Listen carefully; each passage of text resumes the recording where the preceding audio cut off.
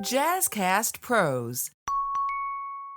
If you're one of those people that are into beauty hardcore, you're into hair, you're into lashes, beauty, anything beauty, you might want to tune in because I'm going to get down into details. And over the next few episodes, I'm going to talk about all the things that go into each service. The objective of today's episode is to break down how to make millions in the beauty business because there's a way you can scale it. Welcome back to the Beauty Boss Millionaire podcast with daily on-the-go episodes packed with testimonies and business tips to help you create financial freedom through entrepreneurship. Hosted by the owner of Fracassi Lashes and the Blow Dry Lounge, the Beauty Boss Millionaire herself, Falicia Fracassi. Welcome to Beauty Boss Millionaire and welcome to season 9. We're finally here. I cannot believe it. We are literally through all the basics of business and all those things that we all should know at this point. So it catches everyone up so we're on the same page. Now we're going to get into the beauty blueprint to the millions. I want to jump quickly into lashes and brows because this is one of the big things that helped me make a lot of money when I first started. I started back early 2000s. I want to say it was like 2007 or 8 or maybe even before then 2006. But I was actually doing lashes, the clusters.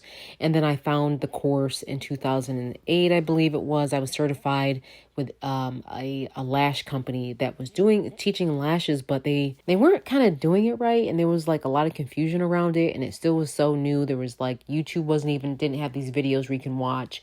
And the lashes were the thing that really helped catapult my business and get it out there because there was no place that was just doing pure lashes. There was no place that was just literally doing just lashes and brows. And I decided that was going to be my thing. That was going to be my niche.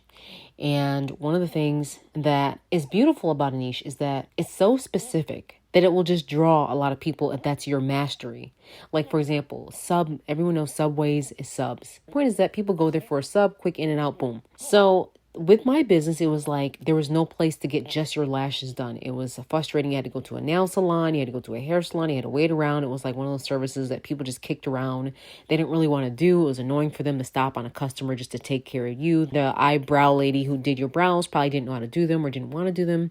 And then there was a lady that was in the house doing them. And that was unprofessional because she's arguing with her kids about, whatever she's arguing with or her man, and you're in the house and it's just awkward and you're sitting by the table and it's just the whole situation is awkward because you're in this person's personal space. So that's when I started to open up Fracassi Lashes. The first one was on Monroe Avenue in Rochester, 488 Monroe Avenue. And I remember it was my birthday and I told my guy, I was like, stop the car right now. This is going to be my store. And I pointed at it. He's like, oh my God, you about to get hit by a car. I was like, no, I'm fine. Now we got to take down this number and call. And I called, made the appointment. The guy said he can come see it. I can come see it the next day. Went and seen it.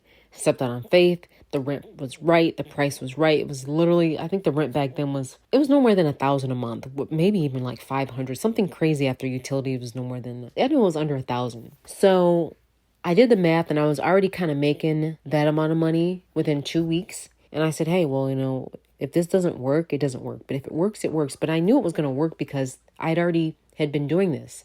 I had already been doing the services on people and I had turned my garage into a lash parlor because I don't want people in my house because, I had little kids and, people can be weird. So you just need to keep that separate, business and personal. So I built a little space out in my garage. So I had a little bar area. It was really nice. I spent like probably $2,000 just redoing my garage. New flooring went down. It just was so cute. I'm saying all that to say what I'm about to say next. Sometimes you have to start small and then work your way up from there. So boom, I get the store, we paint it, we make it all nice.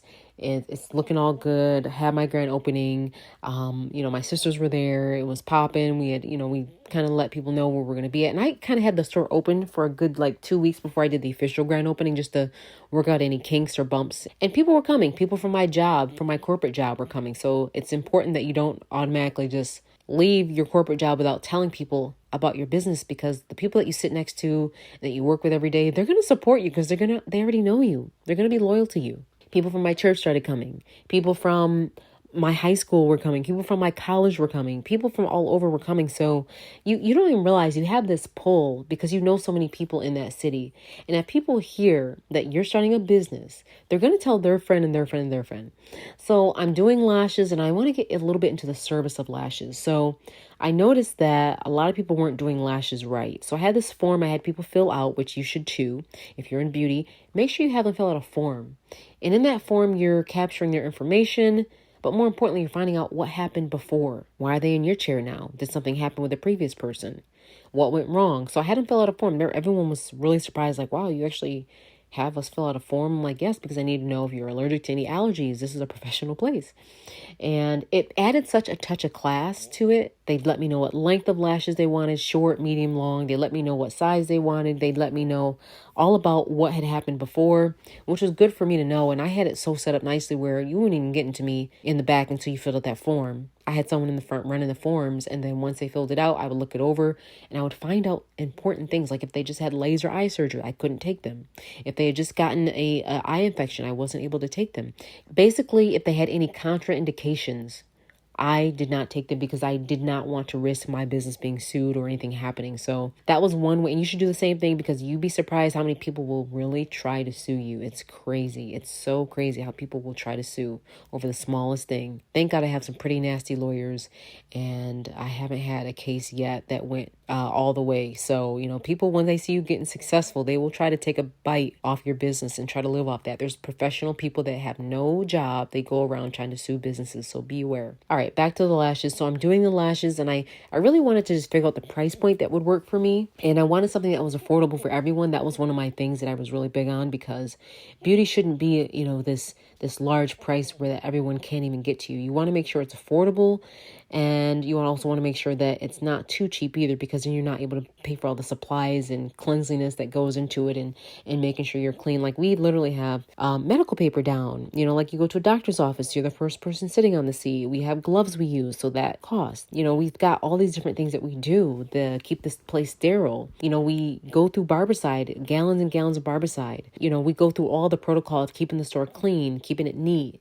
keeping it classy. Just a lot of times people may not understand why things cost money or why your service might be a little bit more expensive, but it's important that you maybe show that in your business why it's costing more. Like, for example, if it's a home business, you might want to charge a little less because you're out to your home, you're just kind of saving the money. But if you're a store and you've got standards, you've got overhead, you need to maybe up your price a little bit, because people can respect that they're going into a professional place and not your house. So it's important that your price reflects, making sure that you account for every dollar, so you can pay the rent, so you can pay the utilities, so you can pay any workers or any supplies or any extra steps that you have to pay. In New York City, there's so much more than just what you think. You have to pay for insurance. You have to pay for sidewalk. I think we had to pay for like something crazy like sidewalk insurance or something like that. But my point is that when you have a actual brick and mortar, you have more overhead. So it's important that you either build that into the price, or that you figure out how you can recuperate those funds so that you're not actually paying that. So here I am doing the lashes and the brows. I'm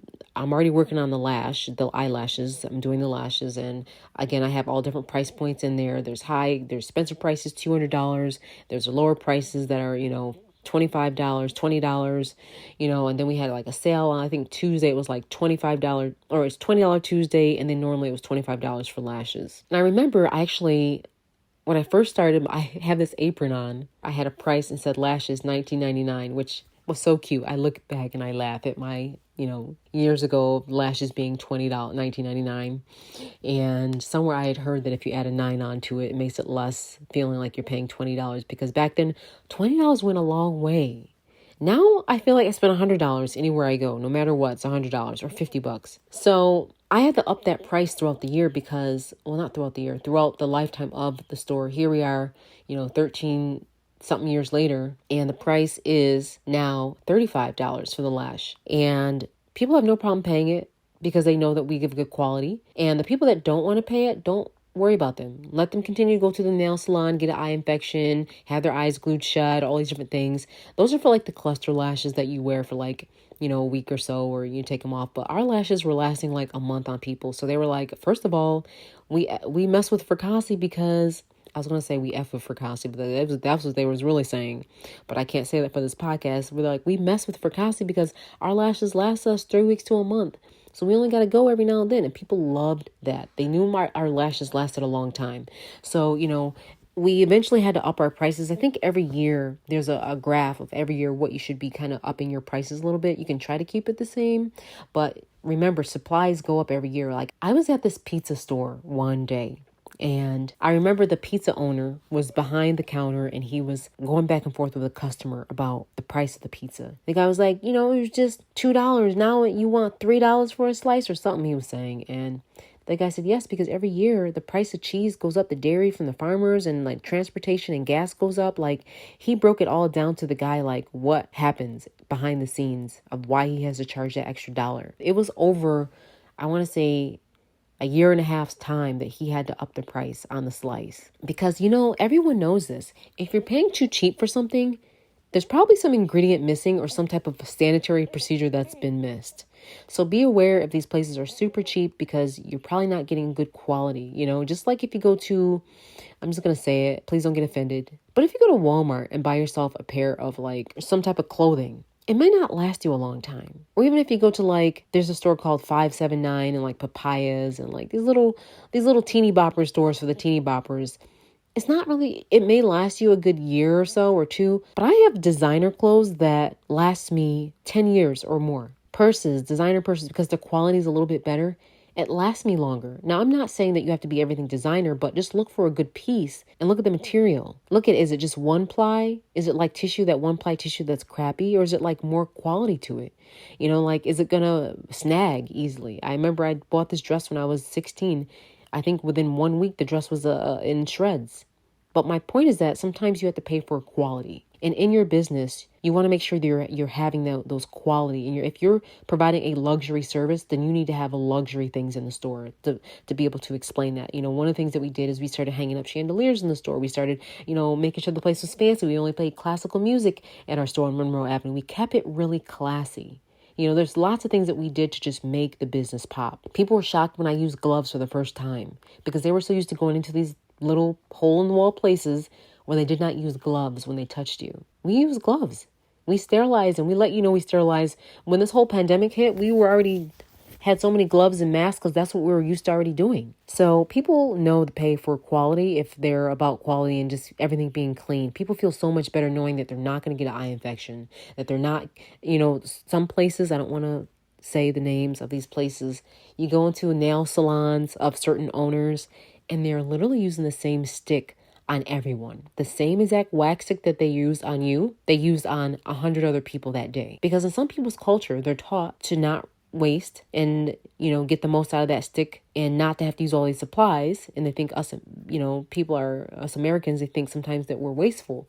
But it's not that. It's about sanitary procedures. Because in that stick of wax of me doing brows, there's so much germs, so much bacteria from people's skin and blood. Everything can be mixed with that. So you should be throwing away that stick every time. You should be asking for them to give you a new stick. But most people don't even know to ask.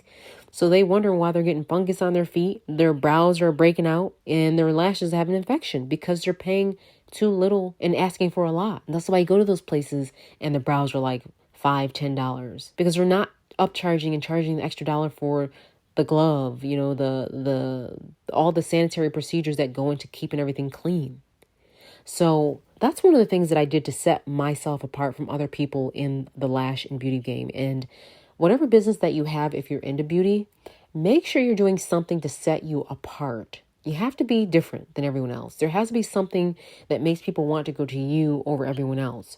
Whatever that thing is, make sure you stress it to your clients and make sure you have that elevator pitch or that skit that you're saying to people when they ask about your business and explain the benefits of why your product is much better than others and why your business is better than others. You should have that pride. There's nothing wrong with saying that, I feel our business is a lot better than these other businesses because this is what we do, A, B, C, and D. There should be something that you're doing to go above and beyond to make that customer happy. All right, that's it for today. We're going to get more into what you can do to get to the millions in the beauty business. Thanks for tuning in to Beauty Boss Millionaire. Don't forget to rate, subscribe, like, And if you have a question, or if you want to be a part of this show, or if you want to, maybe come on and talk with Beauty Boss Millionaire, you can email us at beautybossmillionaire@gmail.com, or even on the Podbeam app. Download the Podbeam app, Podbeam, create an account, so when we go live, you can listen in on what we're talking about. Thanks for tuning in to Beauty Boss Millionaire. That's it for today. Tune in tomorrow for the Beauty Boss Millionaire podcast. And don't forget to follow the Beauty Boss Millionaire, Falicia Fracassi, on Instagram, Facebook, and TikTok at Beauty Boss Millionaire.